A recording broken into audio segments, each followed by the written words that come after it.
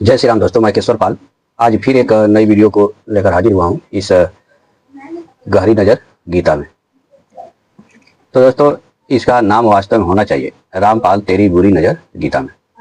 तो आइए, इसमें रामपाल जी ने कुछ 11:32 में जब भगवान ने कहा मैं काल हूँ, उस पर इन्होंने कुछ टिप्पणी किया है और 8 के 13 में भगवान का मंत्र ओम बता रहे हैं।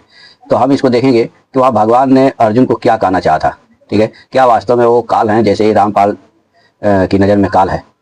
दोस्तों, रामपाल की नज़र में जो काल है वो निंदनीय शब्द है। आज जो हम लोग जिसको काल कहते हैं वह परमात्मा सर्वशक्तिमान है। वह सबकी रचना करता भी है और सबका संहार भी करता है। और शास्त्र की भाषा में कहा जाए तो वह स्वयं अपनी ही रचना करते हैं और अपना ही संहार करते हैं, क्योंकि एक ईश्वर अनंत रूपों में विभक्त होते हैं। ठीक है, तो आइए हम लोग इस पर रामपाल की इस पुस्तक पे कुछ विचार विमर्श करें और देखें कि बाबा क्या कहना चाह रहे हैं। ठीक है जी, श्री विष्णु जी तथा श्री शिव जी के पिता। तो दोस्तों, अभी तक तो हमने ऐसे बना करके वीडियो आपको दे चुका हूँ कि इसमें कोई किसी का पिता नहीं है। निराकार जो ब्रह्म निराकार जो परमात्मा है उन्हीं के साकार मूर्ति शिव है, और शिव के दाहिने अंग से ब्रह्मा जी, बाएं से विष्णु जी और हृदय से रुद्र प्रकट होते हैं। इसके अगले वीडियो में आप देख सकते हैं। तो यहाँ पे कोई पिता और पुत्र की बात नहीं हो रही है, लेकिन रामपाल ने ऐसा लिखा है। ये लिखता है कि जो गीता अध्याय 11 श्लोक 32 में कह रहा है कि मैं काल हूँ, उसने विश्वेश्वर संहिता भाग 1 के पृष्ठ 17 पर आपस में लड़ रहे श्री ब्रह्मा जी तथा श्री विष्णु जी के मध्य में तेजोमय स्तंभ खड़ा करके उनका युद्ध बंद करवाकर कहा कि तुम अपने को संसार का ईश यानी स्वामी कह रहे हो, इस बात पर लड़ रहे हो, तुम ईश प्रभु भगवान नहीं हो, यह सब मेरा है, मेरा एक मंत्र ओम है। तो दोस्तों, वहां पे भगवान ने कहा है कि मेरे 5 कार्य हैं: सृष्टि करना, स्थिति पालन करना और संहार करना, अनुग्रह करना और तिरोभाव करना। ये 5 कार्य भगवान शिव ने अपना ही बताया था, और अपना ये भी बताया कि मैं ही जो है अनंत रूपों में ब्रह्मा विष्णु महेश के रूपों में मैं ही होता हूँ। इसके पहले वाले वीडियो हमने बता चुका हूँ। अभी हम भी इस गीता का जो ये श्लोक है इस पर हम बात करेंगे, और एक श्लोक इधर नीचे लिख रहा है उस पर बात करेंगे। मेरा एक ओम मंत्र भक्ति का है जो 5 अवयवों से एकीभूत होकर यानी अ उ म नाद तथा बिंदु से मिलकर एक ओम बना है। गीता अध्याय 8 श्लोक 13 में भी इसी ने श्री कृष्ण में प्रेतवत प्रवेश करके गीता ज्ञान कहा था। उसमें कहा है कि मुझ ब्रह्म का केवल ओम अक्षर है उच्चारण करके स्मरण करने का। तो आज हम जो है इसमें 8:13 को पहले देखेंगे, फिर हम 11:32 को देखेंगे इस वीडियो में कि भगवान ने वह क्या आदेश दिया। ठीक है, क्योंकि गीता हम लोगों के लिए भगवान का आदेश है और रामपाल इसका मजाक कर रहा है। ठीक है, यह श्रीमद् भागवत गीता है और अध्याय 8 है। हम इसको थोड़ा पहले से पढ़ेंगे, तब जाकर के हमें समझ में आएगा कि बात क्या हो रही है, यहाँ पे क्या बात चल रही है। हम 11 श्लोक से समझेंगे। भगवान ने इस 11वें श्लोक में कहा, वेद वेता लोग यानी वेदों को जानने वाले लोग, जिसको अक्षर कहते हैं, वीतराग यति जिसको प्राप्त करते और साधक जिसकी प्राप्ति की इच्छा करते हैं, इच्छा करते हुए ब्रह्मचर्य का पालन करते हैं, वह पद मैं तेरे लिए संक्षेप में कहूंगा। कौन सा पद? जिसको वेद वेता लोग वेदों को जानने वाले अक्षर कहते हैं, और वीतरागी यानी योगी लोग जिसकी प्राप्ति करते हैं, और साधक जिसकी प्राप्ति की इच्छा करते हुए ब्रह्मचर्य का पालन करते हैं, वह पद मैं तेरे लिए संक्षेप में कहूंगा। अब भगवान उस पद को कहने के लिए अब 12वां 13वां श्लोक 1 में दोस्तों यहाँ पे नीचे देख लीजिए 12वां 13वां। अब इस श्लोक में भगवान जो है यहाँ कह रहे हैं, इंद्रियों के संपूर्ण द्वारों को रोककर मन का हृदय में निरोध करके और अपने प्राणों को मस्तक में स्थापित करके योग धारा में सम्यक प्रकार से स्थित हुआ जो साधक ओम इस एक अक्षर ब्रह्म का, किसका? ब्रह्म का, किसका? ओम एक अक्षर ब्रह्म का मानसिक उच्चारण और मेरा स्मरण करता हुआ शरीर को छोड़कर जाता है, वह परम गति को प्राप्त हो जाता है। तो दोस्तों, यहाँ पे एक अक्षर ब्रह्म का है, इसको क्या करना है? व्यवहारम मानी मानसिक उच्चारण करना है, और मेरा स्मरण सगुण साकार भगवान श्री कृष्ण का स्मरण करना है। ये भी ओम भगवान का यानी कि निर्गुण निराकार का है। एक अक्षर ये निर्गुण निराकार का है, इसका उच्चारण करना है और सगुण साकार भगवान का स्मरण करना है। ऐसा करते हुए जो शरीर छोड़कर जाता है वह परम गति को प्राप्त होता है। यह भगवान का आदेश है। अब दोस्तों, यहाँ पे ऐसा लग रहा है कि ब्रह्म कोई और है और भगवान श्री कृष्ण कोई और है। ये कह रहे हैं कि मेरा यानी ये ब्रह्म कोई अलग है, तभी तो ये मेरा कह रहे हैं कि उसका उच्चारण करो ओम का और मेरा स्मरण करो। तो दोस्तों, भगवान ने से अर्जुन ने 12वें अध्याय में इसी का संशय निवारण किए हैं।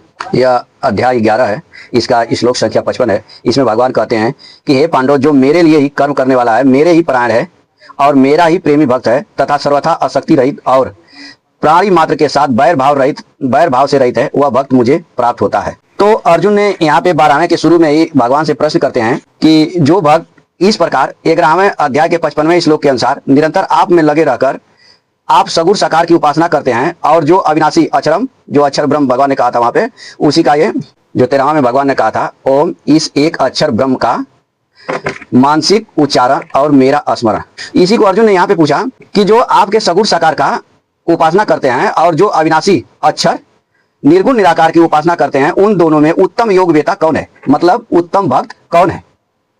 तब भगवान ने यहाँ पे तीसरा श्लोक में कहते हैं, मुझ में मन को लगाकर नित्य निरंतर मुझ में लगे हुए जो भक्त परम श्रद्धा से युक्त होकर मेरी सकुर साकार की उपासना करते हैं, वे मेरे मत में सर्वश्रेष्ठ योगी हैं। यानी भगवान का यह आदेश है कि जो भगवान श्री कृष्ण की भजन करते हैं सगुण साकार की, वह सर्वश्रेष्ठ योगी हैं। अब ये सवाल ये हो गया कि क्या जो निराकार की पूजा करते हैं, जो निर्गुण निराकार की पूजा करते हैं, वो सर्वश्रेष्ठ योगी नहीं है। तो भगवान ने इसके उत्तर में भी बताया था। दोस्तों, भगवान ने कोई भी संशय गीता में नहीं छोड़े हैं।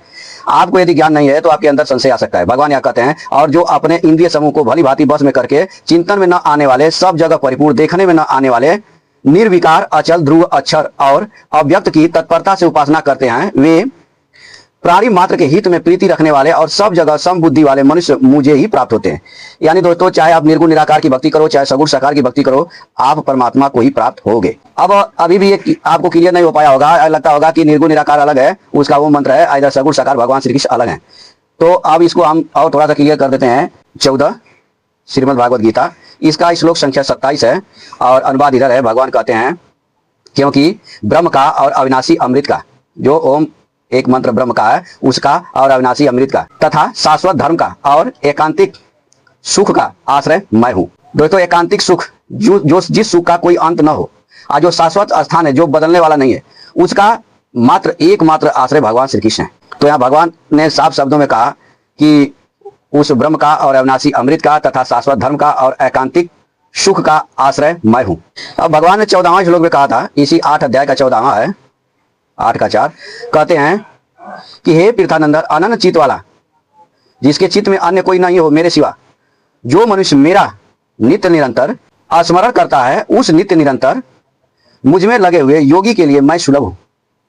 ठीक है। और रामपाल क्या कहता है दोस्तों, कि गीता ज्ञानदाता किसी के सामने प्रकट नहीं होता।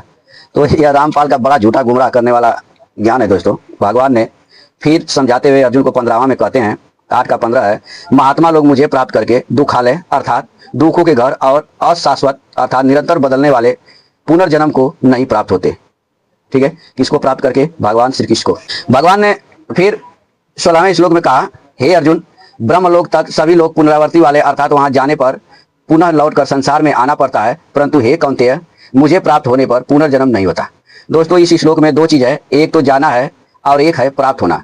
आप इसको साधारण सी भाषा में समझ जाइए कि आप गए जूहू चौपाटी समुद्र घूमने के लिए, जब तक आपके पॉकेट में पैसा रहेगा वहां घूमते रहेंगे और फिर वहां से आपको आना पड़ेगा। ऐसा ही भक्ति सिद्धि करके कोई किसी भी लोक में चला जाएगा तो वहां से फिर उसको लौट कर आना पड़ेगा, जब तक भक्ति शक्ति रहेगी वहां रहेगा।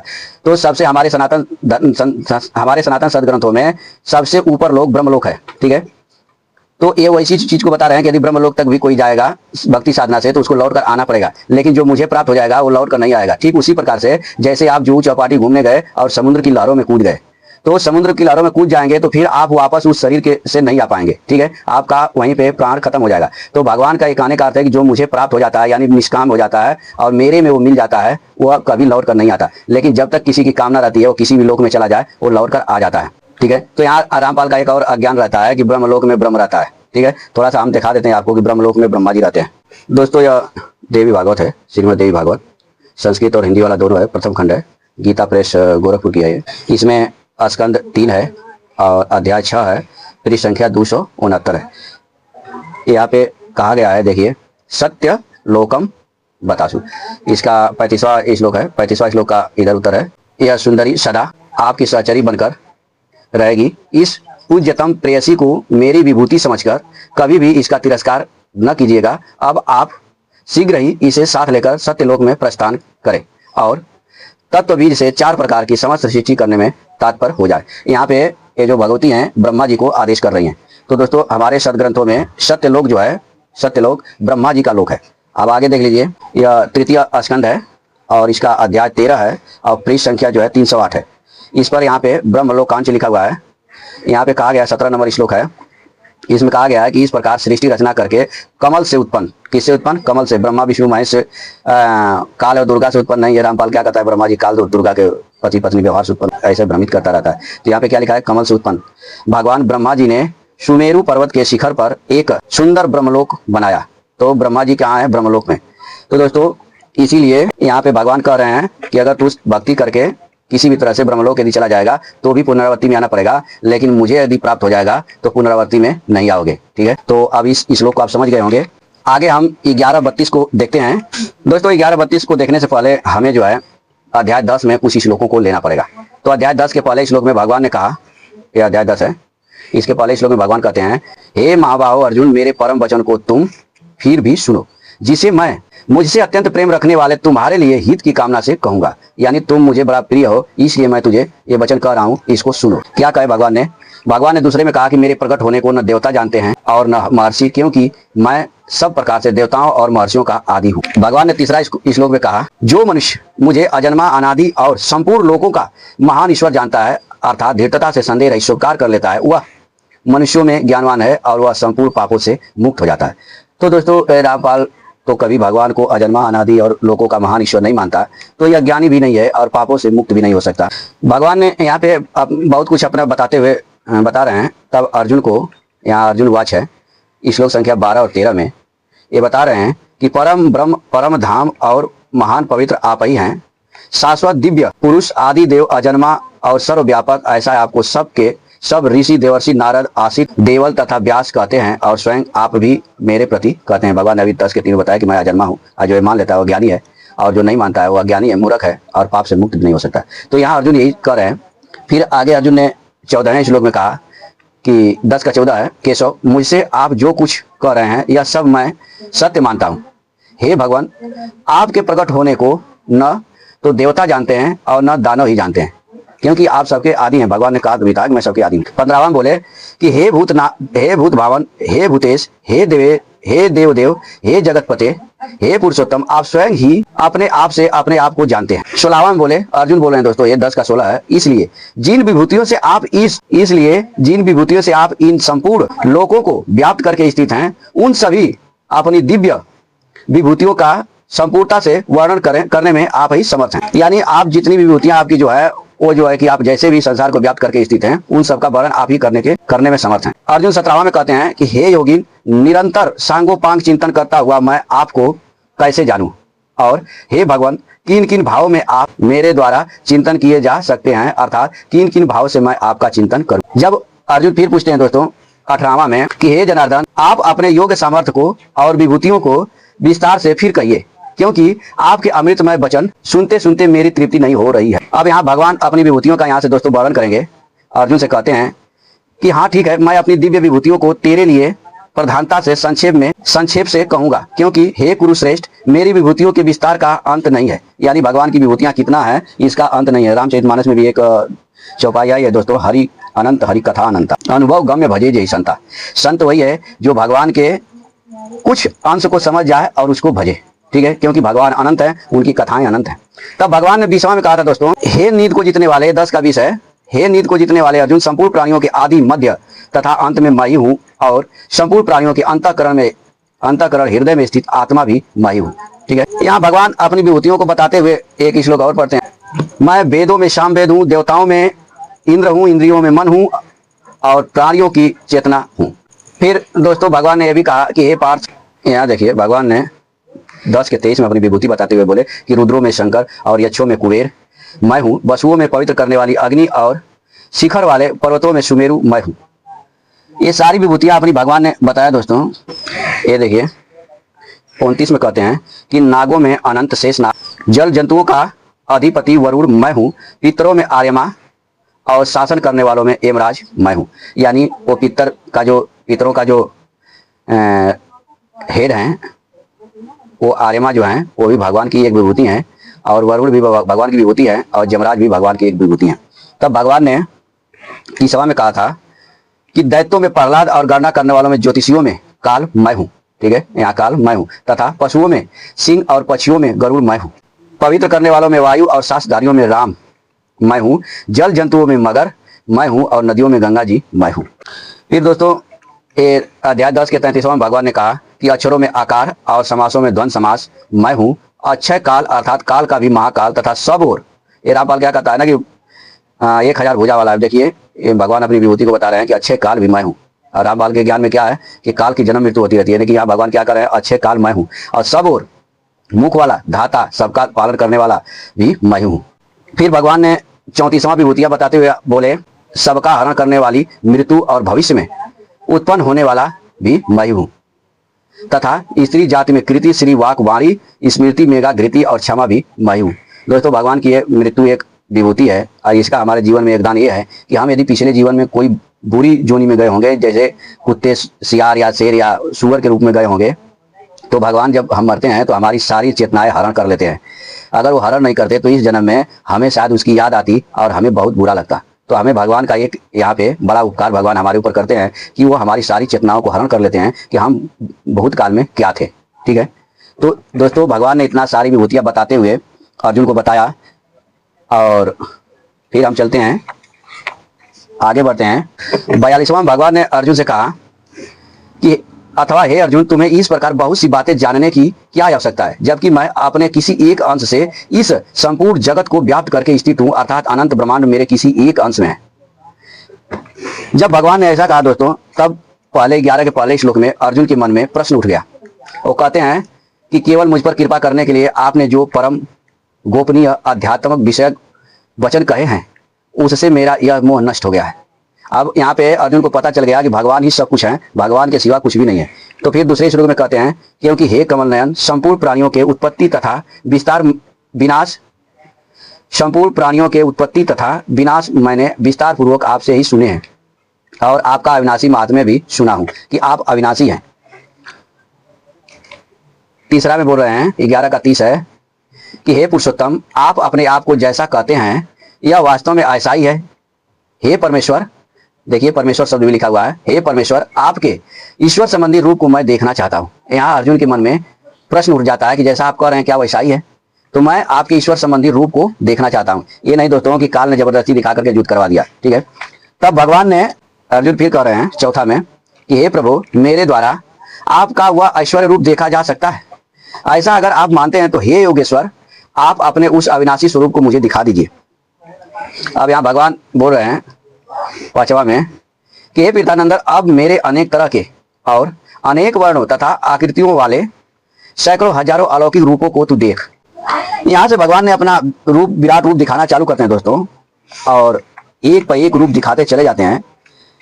और अर्जुन जो है यहाँ से देख रहे हैं, भगवान जब विराट रूप दिखाते हैं दोस्तों, तो 15वां में अर्जुन क्या देख रहे हैं, बोल रहे हैं कि हे देव, मैं आपके शरीर में, हे देव, मैं आपके शरीर में संपूर्ण देवताओं को तथा प्राणियों के विशेष विशेष समुदायों को और कमल आसन पर बैठे हुए ब्रह्मा जी को, शंकर जी को, संपूर्ण ऋषियों को और दिव्य सर्पों को देख रहा हूं। यानी अर्जुन स्वर्ग से लेकर, दिव्य सर्पों का कहने का अर्थ है दोस्तों, ये सर्प पताल लोक में रहते हैं। अर्जुन ऊपर स्वर्ग लोक से लेकर और पताल लोक तक भगवान के शरीर में देख रहे हैं। यहाँ पे फिर वर्णन कर रहे हैं कि हे विश्वरूप, हे विश्वेश्वर, आपको मैं अनेक हाथों, पेटों, मुखों और नेत्रों वाला तथा सब ओर से अनंत रूपों वाला देख रहा हूं। मैं आपके न आदि को, न मध्य को और न अंत को ही देख रहा हूं। जबकि रामपाल क्या कहता है कि ये 1000 कला वाला भगवान है। अर्जुन क्या देख रहे हैं दोस्तों, अनंत। यहाँ पे 17वां में मैं आपको किरीट, मुकुट, गदा, चक्र तथा शंख और पद्म धारण किए हुए देख रहा हूं। आपको तेज की राशि, सब और प्रकाश वाले देदीप्यमान अग्नि तथा सूर्य के समान कांति वाले नेत्रों के द्वारा कठिनता से देखे जाने योग्य और सब तरफ से अप्रमेय स्वरूप देख रहा हूं। दोस्तों यहाँ पे देखते देखते अर्जुन जो है यहाँ 23वां में कह रहे हैं कि हे महाभाव, आपके बहुत मुखों और नेत्रों वाले, ये अर्जुन बोल रहे हैं, बहुत भुजाओं, जंघाओं और चरणों वाले, बहुत उदरों वाले और बहुत विकराल डाढ़ों वाले महान रूप को देखकर सब प्राणी व्यथित हो रहे हैं तथा मैं भी व्यथित हो रहा हूं। यानी दोस्तों अर्जुन जो कभी रूप देखे ही नहीं थे, उस रूप को देख करके ये घबरा जाते हैं। 25वां में कह रहे हैं, क्योंकि हे विष्णु, आपके दिव्यमान, यहाँ काल नहीं कर रहे दोस्तों, विष्णु दिव्यमान अनेक वर्ण हैं, आप आकाश को स्पर्श कर रहे हैं, अर्थात सब तरफ से बहुत बड़े हैं। आपका मुख फैला हुआ है, आपके नेत्र प्रदीप्त और विशाल हैं। ऐसे आपको देखकर अंतःकरण वाला मैं धैर्य और शांति को प्राप्त नहीं हो रहा हूं। जब भगवान ने विराट रूप दिखाया जो कभी अर्जुन देखे ही नहीं थे, तो वो जो है दोस्तों अपने धैर्य को खो देते।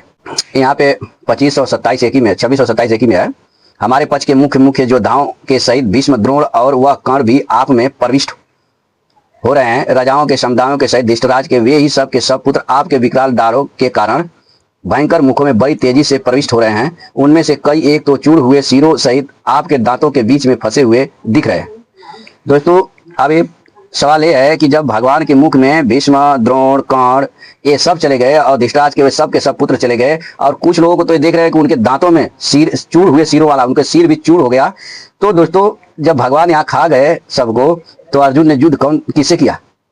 जैसे एक बार कोई आदमी मर जाए, वो समाप्त हो जाए, तो फिर वो प्रकट नहीं होता। तो भगवान जब उन सबको खा गए तो अर्जुन ने युद्ध किससे किया?